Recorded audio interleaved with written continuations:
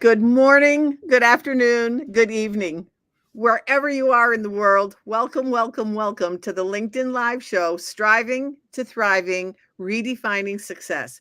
I have got an absolutely phenomenal panel of ladies, power women, who are going to be sharing their gifts, their talents, their expertise to bring you how you can redefine success for yourself. So my name is Barbara Ellison. I'm a transformational life trainer and founder of Wellness Playroom for the best version of you. And for myself, I work with late career business owners who are facing retirement and now they're looking at, oh yeah, what's next? And so work with them to have clarity of identity, personal wellness, energy, and to have financial stability so that they can have a thriving retirement. So that's me. And I am so excited to have Adine here with me today. I met Adine on another one of these panels, and it was absolutely phenomenal. Loved and have used one of the things that she shared with us on that show. So Nadine, welcome to the show. Tell everybody about who you are, what you do, and how you do it, and why you do it. Welcome, everyone, and thank you to everyone who's watching live today, or if you're watching the recording. My name is Adine Rieda, and I'm an intuitive voice coach, and I work with people with their singing voices and their voices in a broader sense. But my big thing right now is just discovering your true value. And I've recently written a book called Discover Your True Value. I've been running a course on self-love, which I think is the key to following your dreams. If you don't think you're any good, then it's very difficult to take steps into the future. And so I've just recently had a little pivot in my business. When we're not fully aligned to what our hearts desire and what we really want to express, it feels like striving. And then when we can move into something that feels a little bit more like a match to how you are in your life, what you're going through, what matters to you, what you feel is important. If you can tweak that even slightly, it can completely transform how your work feels, how quickly things can evolve, and how much confidence you have in yourself. Because if it's really authentic to you, you will feel a little bit more aligned and confident about what you do. So I was really excited for Barbara's invitation to come on her panel podcast, From Striving to Thriving. And I've invited my favorite people who I know have been through their own journeys from striving to thriving. Some of them are going through their own transformations at the moment. And I believe that each of us will continually have transformations. This idea of pivoting and moving from striving to thriving, it's a cycle.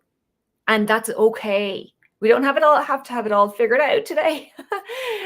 So I'm excited to introduce my guests to you and have them introduce themselves a little bit, and also to find out from them where in their life was one of the most significant pivot moments for them to move from striving to thriving. What was the penny that dropped? What was the light bulb that turned on? And I'd love to start with Regina Curtis, who is a soul rhythm activator.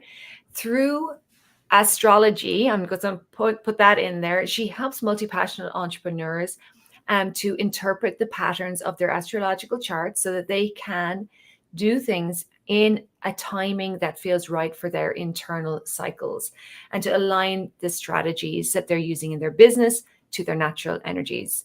Hi, Regina. Thank you for being here. Hi, thank you for having me here. I'm excited to be here with you, Adine. Also, you should always write my bios because you explain it so much better than I do. I love it. So I don't know if I even want to add anything more to that description of what I do. It was so beautifully put. Do you want me to jump in about like that pivotal moment right away? Yeah, Regina, I know from speaking with you and from recording a podcast with you for my own show that you have been on an incredible journey with creativity. Mm-hmm. And that also you have found a way to distill very complex astrological information into bite sizes for the average person like me. I don't want to know everything. I just want to know what matters for me, right? Right. Yes. But you've been through this amazing journey, and I just think it's so inspiring that you've been able to lean into your gift to distill things into something really easy to understand. But I know that that wasn't an easy journey either, that there were times where you did not know what it was you were supposed to do, or you didn't have the confidence to do what you were supposed to do. That's what I want you to talk about today to Yeah. inspire some of our listeners who are watching. Oh, wonderful.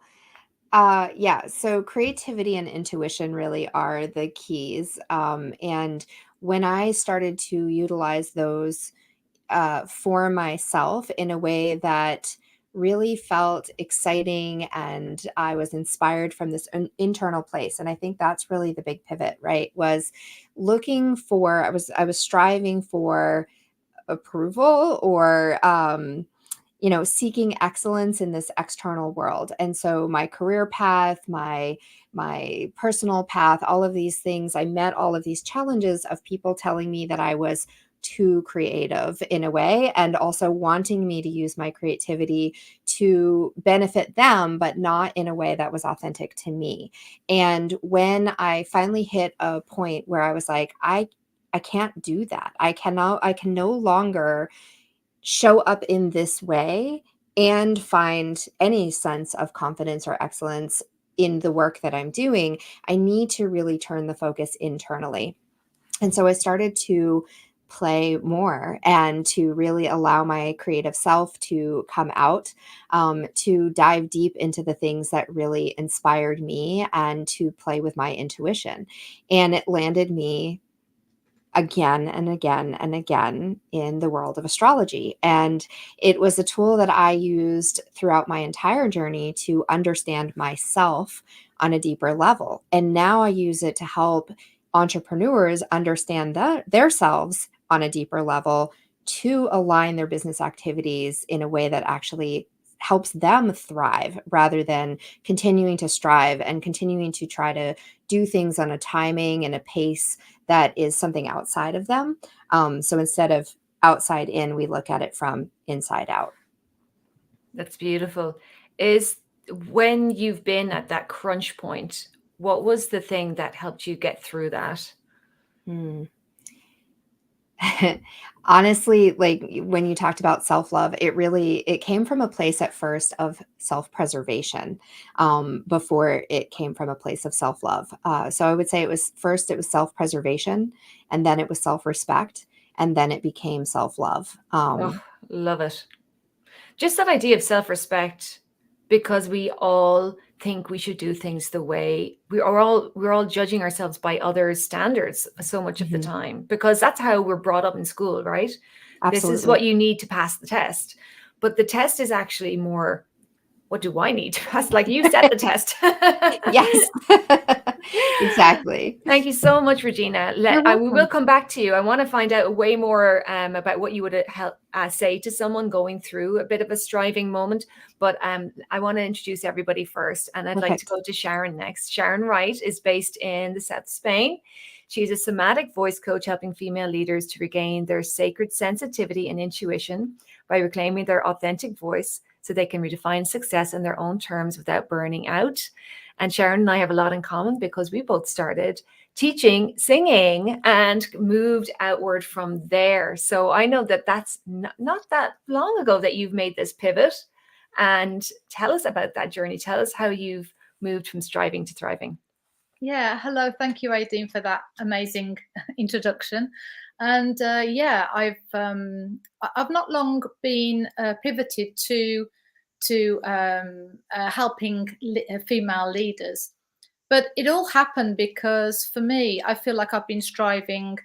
Well, I felt like I was striving most of my life with self-worth issues. You know, I was always feeling that I wasn't good enough for things, and it just created a life of inner poverty, really. They're always looking on the outside to try and fill something up. And it got to a crunch point when I was living in the south of Spain. And I was teaching singing, and I was performing along the coast, and you know, my kids were kind of like just early teens. And I just suddenly one day heard something inspiring, something that just caught my heart. And I thought, I've got to take responsibility. I've got to do something here. And I went back to the UK because, you know, our finances were really bad. Everything was just like felt like it was decaying around me, you know? Can I ask you to tell us what that point was? You said something hit your heart. Yes. And I'm so curious what that exact moment was. It was a webinar, and they were talking about energy, and they were talking about what you're aligned to. And that there are two types of energy. There's the reactive energy, like you're just getting by in life and you're just reacting to what comes at you. Or there's this inner strength, this energy that is like innate for us all. And it's the strength, it's what can I mean, we don't have to look for it. It's just part of us. It's within us. And I just felt it. It was like just suddenly getting in touch with my soul and thinking, whoa, it is there.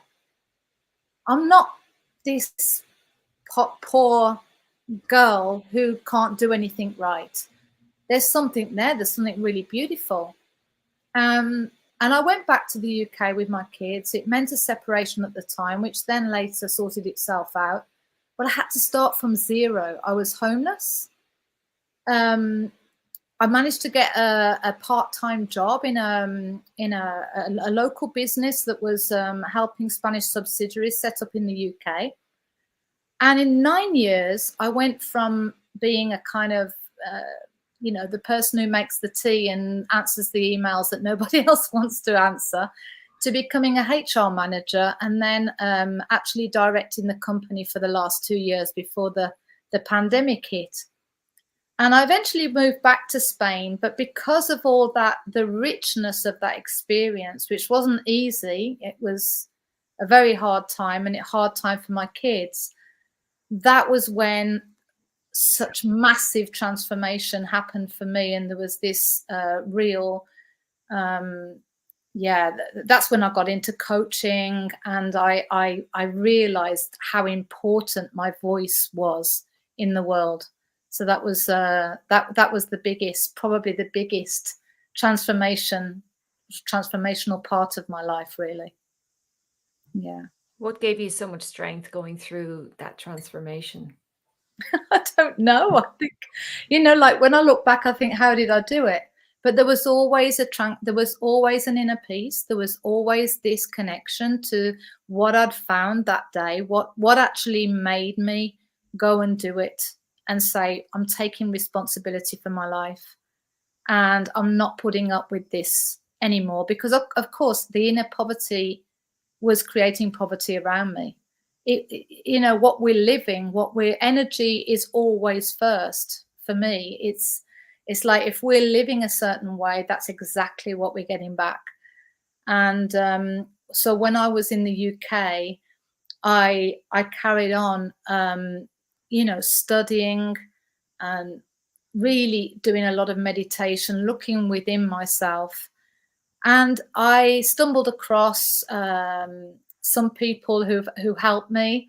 I did a lot of workshops with the voice, and feeling how the voice brings us back to the body, and how that then becomes our usual voice. It becomes the voice of who we are, because we're constantly using that voice from the inner piece rather than with the reactionary voice, which is just about us, like saving ourselves from embarrassment or whatever emotion that we're wrapped up in.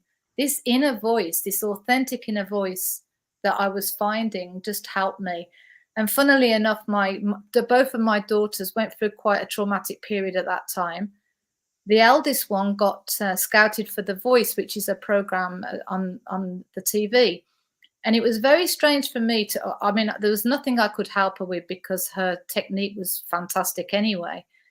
But when I saw that she was having sore throats, she was having colds all the time, She was in this kind of like, oh, I hope they've got to choose me. And in this anxiety, I realized that teaching singing, which I'd been doing for years as well, wasn't a means to an end, that there was so much more to discover with the voice. And it wasn't just to perform. It wasn't something that we used to just get in front of people. It was something much more than that. And when we weren't feeling confident with our voice, how it messed with the body and how it completely changed how she was feeling about herself. And the same as my younger daughter, who was anxious and had a few panic attacks, when we would sing gently together, it would completely get her through. So that was kind of like the first moment where I said, there's something here. There's something worth spending the rest of my life on here. Woohoo. Well, I am so excited for that. Sharon, and you speak so well. You have a very nice presence when you speak. You're very clear in how you're communicating this wisdom that you have. So thank you for doing that. And we will come back to you in a few minutes. Thank you. I'd like to introduce Yo. Yo is here she's the creator of Be Yourself, and an everyday platform to support preteens and young adults on becoming adults and living authentically every day. And Yo is a force of nature, her energy. Don't get overwhelmed, guys, because she will speak fast. She might, have some like dramatic moments. For the sensitive Irish souls out there, don't worry, she's fine. I'm wearing green. Does it help that I'm wearing green? It helps that you're wearing green. If that soothes the soul. I was planning on coming in softer, Aideen. Thank you very much, because I already know how extra I am. So, but when you compliment, Sharon on her presentation, I said, I'm gonna make sure I speak softer and a little slower so I don't overwhelm people. But yes, I am Yo, and it's just Yo. There's no action, no yo-yo, no up and down, no strings attached. It's just plain old effing Yo. That's it. So. Well, we're so excited to have you. And I know a little bit about your background of you working with addictions and working mainly with adults. So you've been through your own pivots, especially in the last year or two, I believe. And I would love to find out more about are you hitting the thriving stage? What is happening in the background with you? Well, let's see. I came into the platform as a coach because they told me 5 years ago that I was an alcoholic. They told me I had the disease of alcoholism.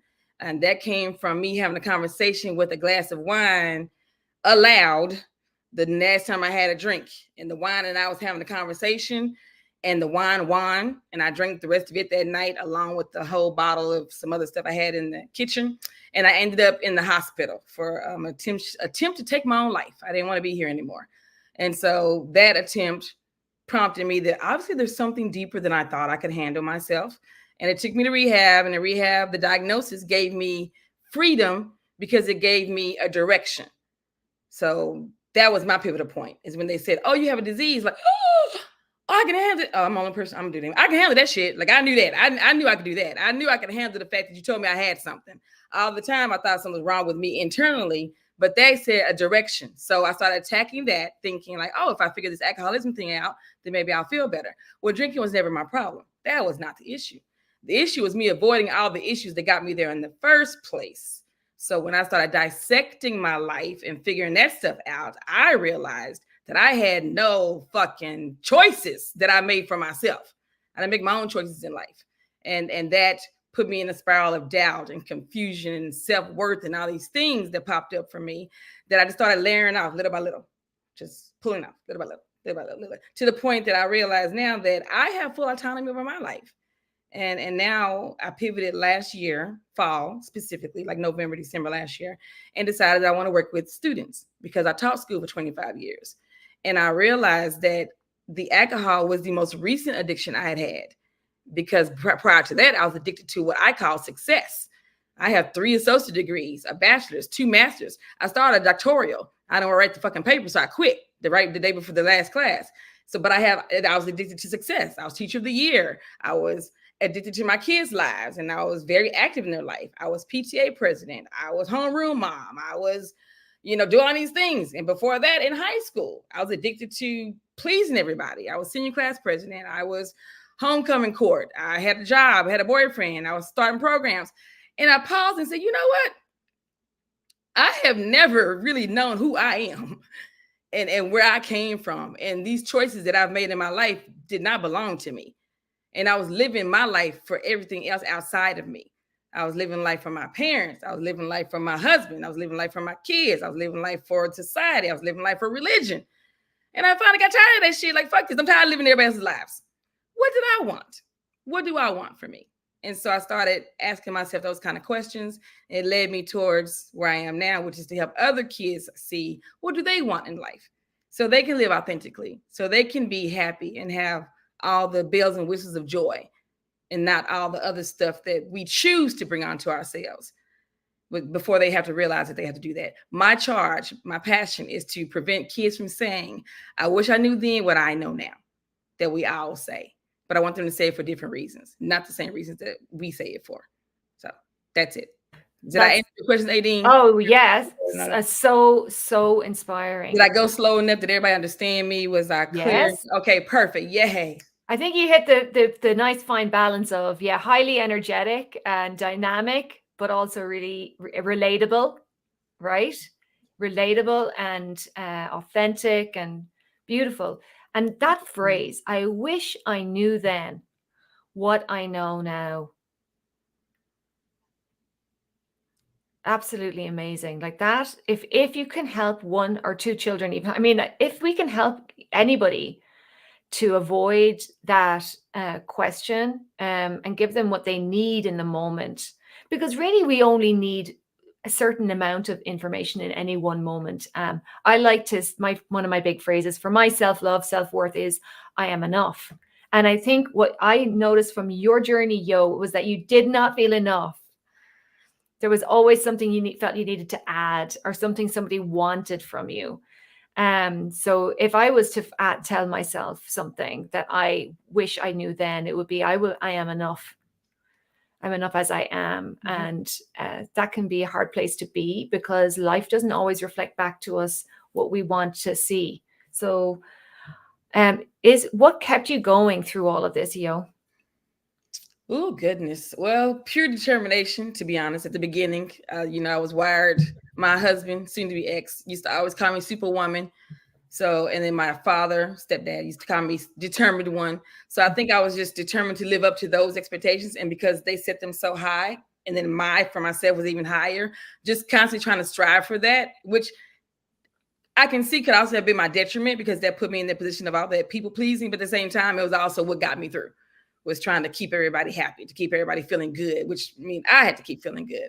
And so externally it made it easier, but internally I was on the inside. Ugh. So I think just, again, given that I have something I can tackle now, when they told me this is what I have, it gave me, okay, well, let me focus on how I can take this apart, how I can get it away. But if I can go backwards, I didn't need that diagnosis to give me that. If I just sat in it long enough and said, I don't want this anymore, how can I make steps to change it?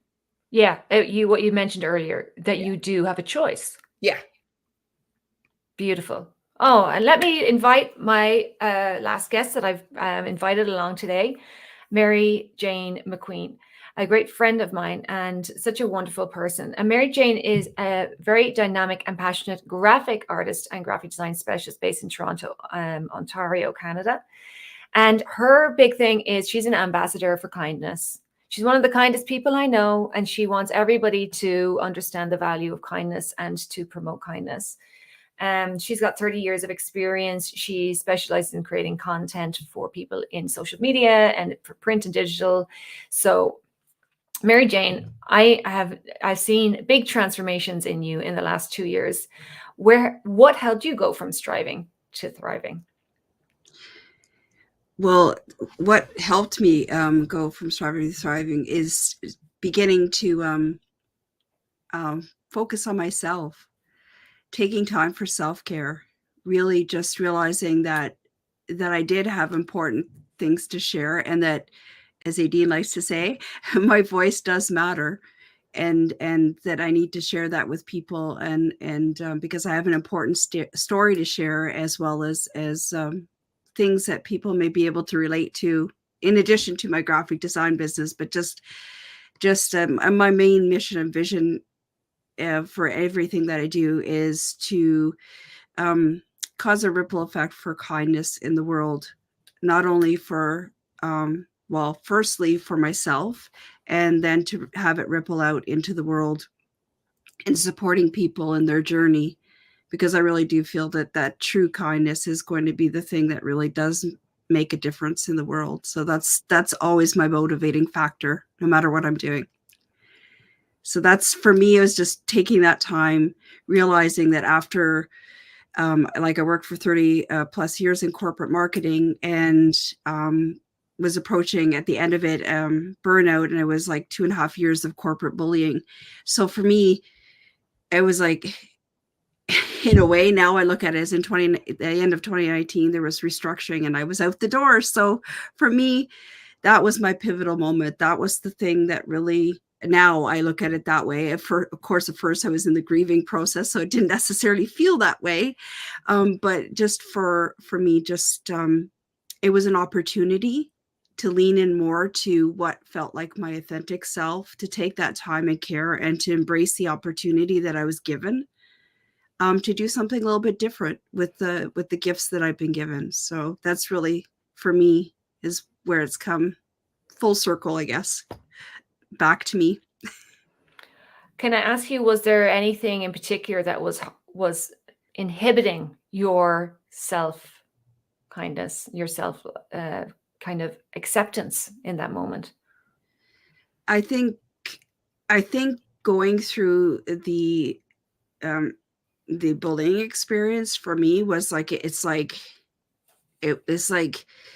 was meant to silence me. And so I kind of like internalized that and took that on, like, okay, I have nothing of value to say.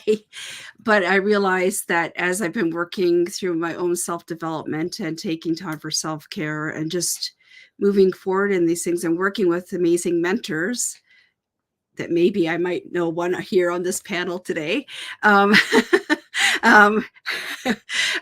really just help me remember that my voice did have meaning and purpose, and that I should share that with the world because it was important. So that was really what brought me in that moment. I feel it from you, Mary Jane. I just feel all that love. It's like an energy that just comes out of your pores, and I can see your artwork there in the background, because I know you're so creative and so beautiful. You and Regina obviously need to connect as well on the creativity side.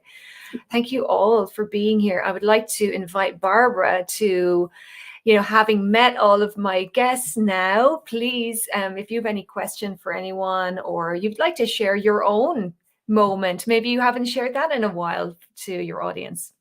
All right. Yeah. Thanks, Aideen. Yeah. For me, it started with the death of my husband. I mean, you just think you're going to be married forever. And I didn't expect to be a widow at 60. And when I woke up from my widow's fog, I realized in that moment, it was number one, it was the scariest moment of my life, because I realized in that moment that I had no idea of who I was outside of all the labels we've all talked about, all the labels that we have put on ourselves. I was a daughter and a wife, and then a mother, and then I was a divorced failure, and then I was a successful wife again, and then I was a grandmother, and I was a business owner, and now I'm a widow. Who is Barbara in all of that? And I realized that I had no idea, and I knew I had to find out. So that's when I started. I hired a coach, and I went into a coaching program, and just met wonderful people. Several of us were all going through the same thing. We were widows and going through the same thing, or divorced, or whatever the circumstances were. But we were having to reinvent our lives. And so that's why now I work especially with men, late career men, who have no idea of who they are outside of their job title or their job description. Well, who are you within what you do? And it just amazes me when I ask that question and they look at me like, huh? And they have no idea, because we're not given permission. I have loved this conversation. about giving ourselves permission to be us, not living by somebody else's rules. And don't you think that that's absolutely the truth? So many people live by somebody else's rules. And for me, I now realize that I like me and I'm comfortable living in my own skin. And you're all shaking, you're nodding your heads. We've all been there. And now that's why I have got to thank you again for coming on this show, because other people need to hear you have permission to be you, to put your best version of you out there, because the world needs you. The world needs you.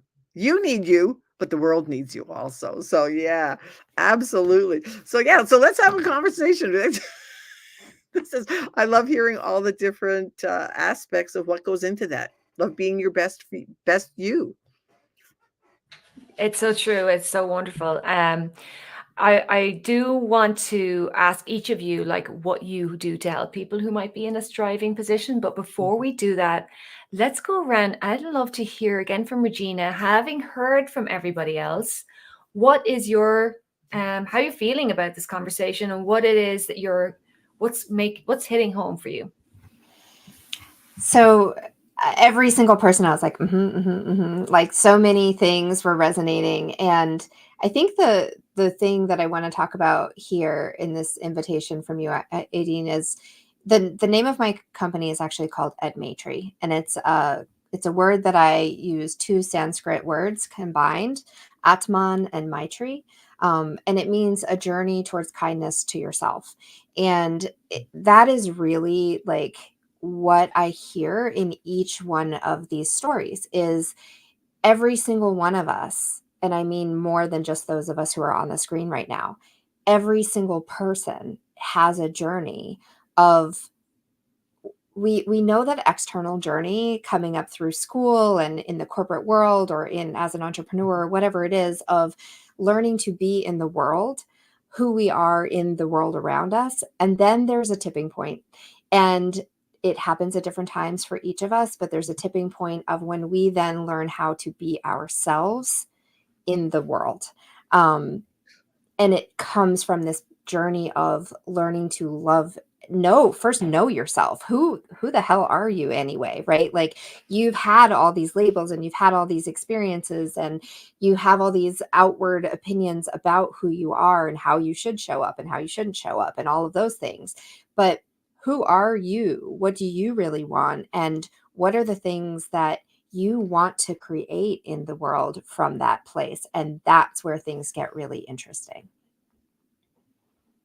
Beautiful. And I'd love to send the same question to you, Sharon. What is hitting home for you? Yeah, what you've just shared, Regina, I'd just like to say how that got to my heart as well. I mean, it's beautiful what you shared. I think what I noticed with all of us is we just have this catalyst in our life story that just suddenly created a void in some part of us that suddenly we noticed.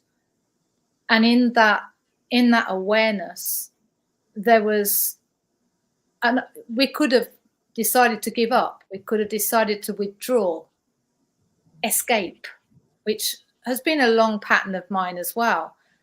But we didn't. We took the reins. We decided to take responsibility. And I particularly, what you said, Mary Jane, about the bullying, something that's happened to me a lot as well in that corporate environment. And you feel like you haven't got a voice. But there's also a part of you at the same time that's saying, actually, you do. And you can do something about this. And it's that kind of like angel devil on your shoulder, isn't it? It's kind of like, which one do you go with? But what I love about what we've all shared is that we've all gone with the with the angel side, right? We've all gone and said, yeah, we're going to do something about this, and we're going to change not just our lives, but other people's lives. We're going to support other people who are struggling with the same thing or similar things. So yeah, just a very inspiring conversation, to be honest. Thank you, Sharon. It's great to have you part of it. We haven't known each other very long, and I'm very excited that you chose to be here today. Yo, what's hitting home for you? Well, first of all, we need to upgrade Restream to have some mic drops, some mics to put on there. And we need to create a head nodding thing emoji, because we all doing this up there, bobblehead going on, which means there's a lot of commonality. That's what I've noticed, is that I even jotted down on my little sticky note, authenticity seminar, like, or worthiness workshop, because it seems like it's all rooted in the same thing, that we were, oh, you did it, Mary Jane, yay! That I felt like we were the only ones that we all had this internal dialogue with ourselves from these external factors. And I love what Sharon just said, because I used to say that sometimes too, that little devil angel thing going on. There's always a direction to go. And I just see that we all chose, I think we chose both, to what Sharon was saying. We went to our darkness way first, because that pulled us that way. But we eventually found the light this way, and used that to pull us the other direction. And I just love that we all had so much in common. That's what I've noticed. Like, Barbara, you just, girl, I was like, yes, Lord, everything she just said was like perfect. I'm gonna rewatch this just so I can steal your words. I ain't gonna lie, I was like, I'm using all that shit. That was good.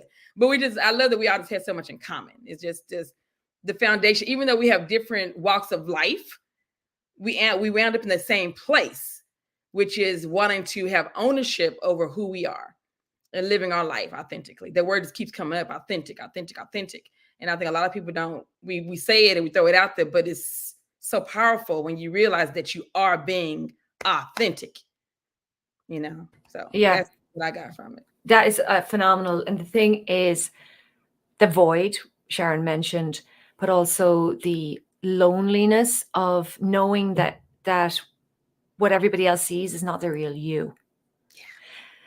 And there's this thing as well, that where we're trying to be what other people feel they need us to be, or what they expect us to be. And we think we should fit in some way, when actually each person, and like Regina said, not just the people here on the screen, but each person is unique, and you do not need to fit in. You're not supposed to fit in. You're supposed to be able to be you, and in whatever small ways that might be, stand out and be different. And that takes courage. And I think this is the journey of becoming a whole person. You can't be authentic until you go, well, nobody else gets that I like to use Sanskrit mantra meditation. My mom will never quite get it, but that's okay. Everything is okay. It's okay for only a portion of your family to go, that's cool, Aideen.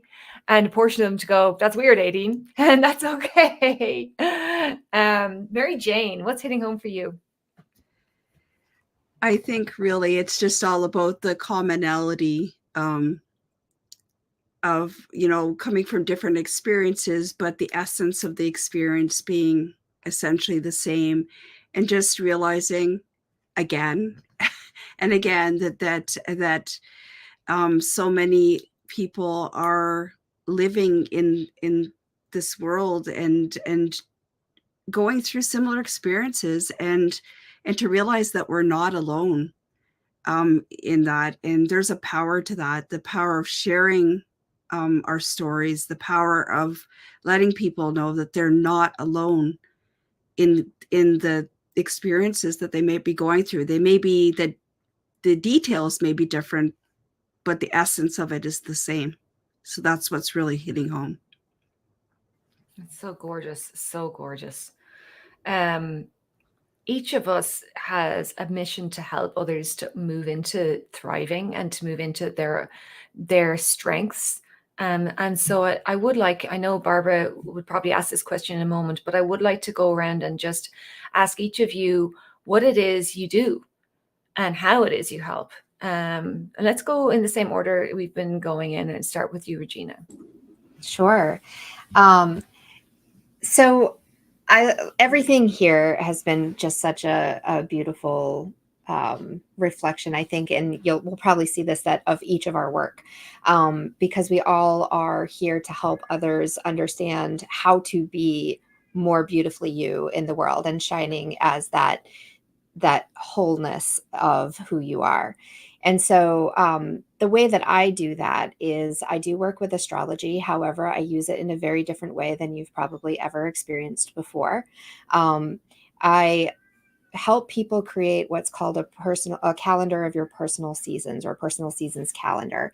And so we actually use the tool of astrology to help you create a calendar of the specific dates when you move into your own personal seasons each year. So we all have an awareness of the seasons in the world and through nature. We have an internal cycle of development that reflects those same energetic seasons. And then there are many layers that you can go deeper and deeper with that. However, understanding that foundational calendar for yourself then helps you understand, when you're in your spring, using very simple language, when you're in your spring, when you're in your summer, your fall, and your winter, and then what tools are there available to you so that you can thrive during that season, no matter what is happening in the external world. And that's the simplest description that I can give of it. It is a really rich body of work that we work through, and every single person that I work with, it's done in a way that is individual to them. But it does give you some really concrete tools and timing to support yourself through that process as you move through each year of your cycle. Well, I've had the benefit of a consultation with Regina, and I've just been through my Google Calendar, and I've written in, say there's 1 month is mainly reflect on the last year month, or another month is keep momentum, don't take your foot off the pedal. And I'm finding it really helpful to see that, because I think you and I probably have this in common, that I feel like I have to keep moving forward, and that when you pause, it's like there's a danger there. What? I'm pausing? Help. That feeling of being in a moment of, I can rest for a moment. I can be receptive in this moment, but it's being aligned to that. For my own personal calendar, it's been a revelation. But for instance, I've realized that in August is one of my momentum phases that I need to keep moving. But I always think of it as a rest phase, because people, around Europe often take the month of August off. So if I actually take time off in August, I have no momentum in September. And then I have this, it's almost like I didn't store enough crops from Yes. my autumn phase, you know what I mean, to keep going into the my next phase. So I would highly recommend you check out Regina's work. She's absolutely phenomenal. Thank you. Yeah, thank you, Regina, because what you're doing is helping people tune inward. And we've spoken about this, as part of, striving to thriving, that each of us had to find a moment to tune inward, to discover what it is was within us that we really want to express. So what you do helps people to do that. Thank you so much. I really appreciate that. And that example is so helpful. It's the tangible examples of looking at what is going on in the external world, and then you can apply that more easily to help you understand how to navigate it. But if you don't understand your energy first, and what your needs are, and the way you like to do that, or the way you need to do that in each one of these phases, it's useless information, and you just keep burning yourself out again and again. So yeah. And we will be putting Regina's contact details in the chat for people who are watching us and being inspired by Regina. And you inspire me, Regina. So thankfully I already have your contact details, but if I were you and you're watching, you get those contact details. Thank you. Sharon Wright, all the way from Spain. Tell us how you help people to go from striving to thriving. Well, again, we've got something in common, because what Regina said, I love, because I love the idea of cycles. But I think that, because I'm concentrating on wellness and burnout and that kind of thing, I look at the 24-hour cycle as something that's very, very important to feel and be aware of. So for the people I work with, there's a lot of emphasis on little rituals, but in the kind of creating rituals that have a specific energetic quality of gentleness. So we're not rushing around, because it's very difficult to fight mind with mind. It's a bit like trying to cut paper with paper, isn't it? It's like, we can have so many filters in our mind that it's almost like pushing up against a wall. But with movement and with body, we get a different, there's a different feeling completely. It's like when you go for a walk and then suddenly you come back and you've cleared your head. But take that on a micro level into little movements. How you first put your feet on the ground when you get out of bed is going to be the first energetic point of your day that will culminate in you going to bed, and be prepared to go to bed so that you sleep well and you wake up the next day and you're more focused and rested, and you're going to make better decisions. So that's one side of how I help. It's and the voice is very much a part of that as well, because I use kind of voice exercises to settle the body and to come back to the body. Obviously, the exercises in the evening would be very different, like connective tissue exercises I do as well, little tiny movements to communicate in the body. So it's very somatic based. But then the other side of things is the pure coaching side, where for me, it's not about being better, because or being a better person, improving, anything like that. I'm not really a goal-driven kind of coach. Obviously, there are small goals that clients want to get to, but it's more for me about really being aware of what needs to be let go of. Because I feel that we're all powerhouses within, but we've got so much like trying to slow us down in the distractions and the things that just pull us back and hold us back in our day-to-day, that when we really get very clear on what we need to let go of, then we kind of just get that freedom, and we feel that we can do and that's when we get the vitality. So yeah, kind of a combination between those two things, a somatic side and a more kind of coaching side that's picking apart those things that we just need, that just not serving us anymore. Just get rid of them, just let them go, kind of thing, surrendering away from them. I love that. It's like feng shui, where you clear the clutter. It's like you take something out, you leave space for something else to come in. Thank you for being here, Sharon. It's been an absolute pleasure.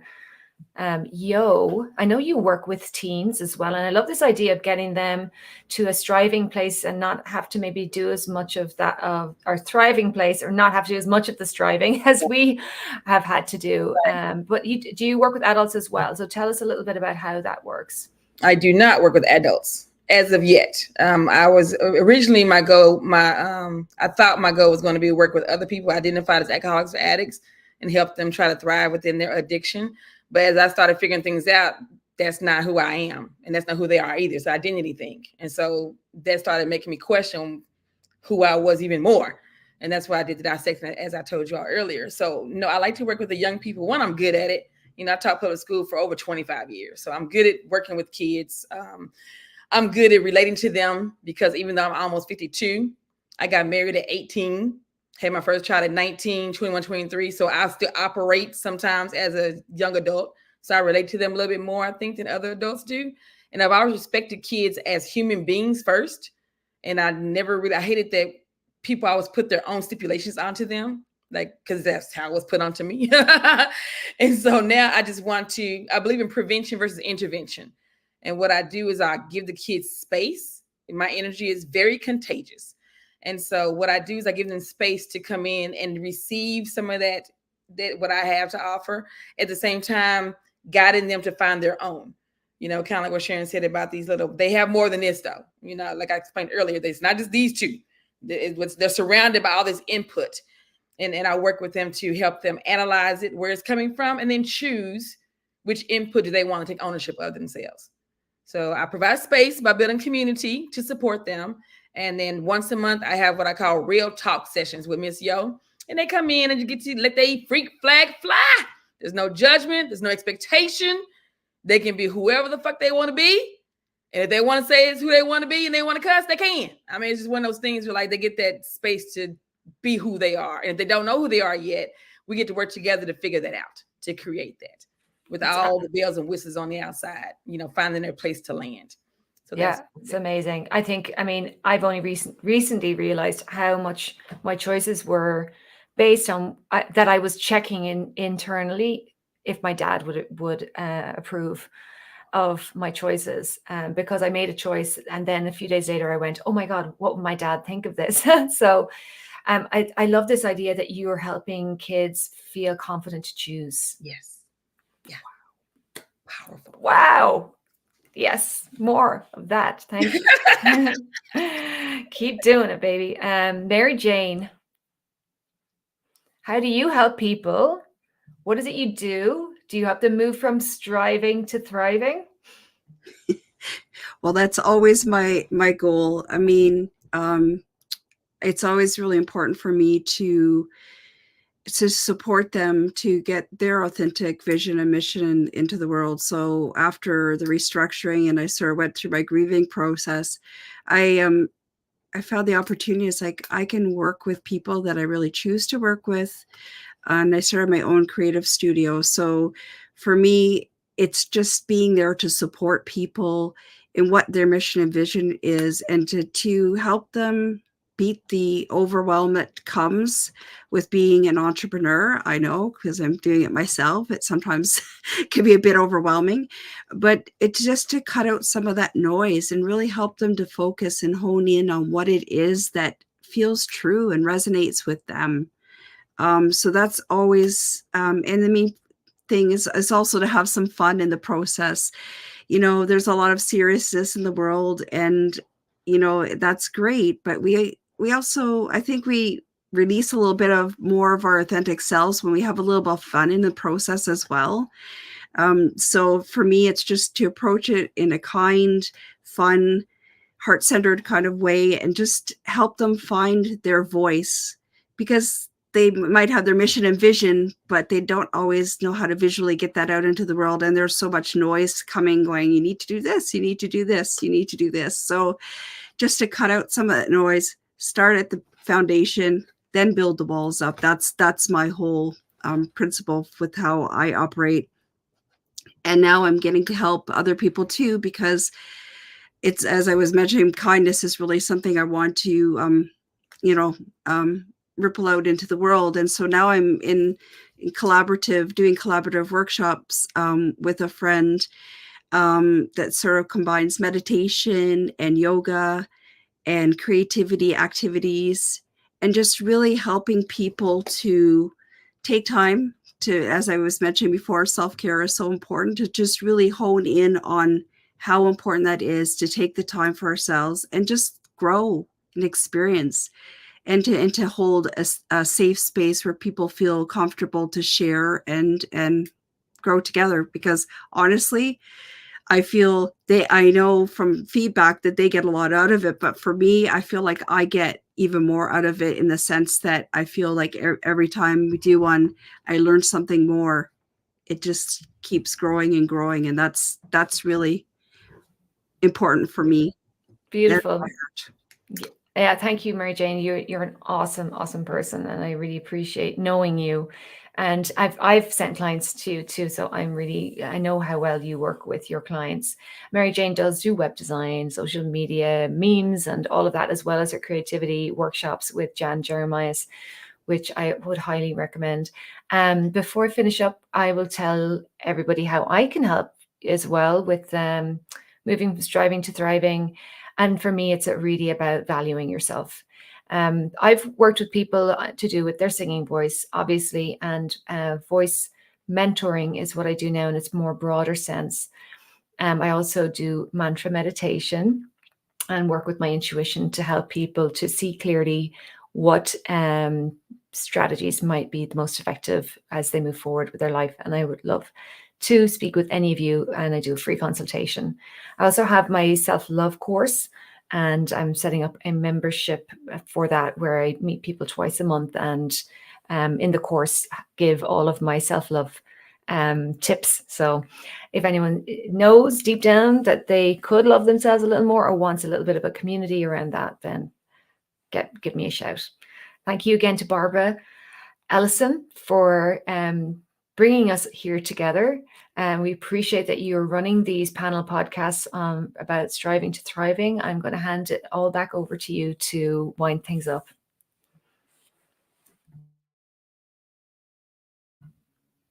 You're muted. Love it. We love technology when it works, and we love it even more when it doesn't. Anyways, yeah. Thanks, everybody. Yeah, my name is Barbara Ellison. Let me put my info in the chat also.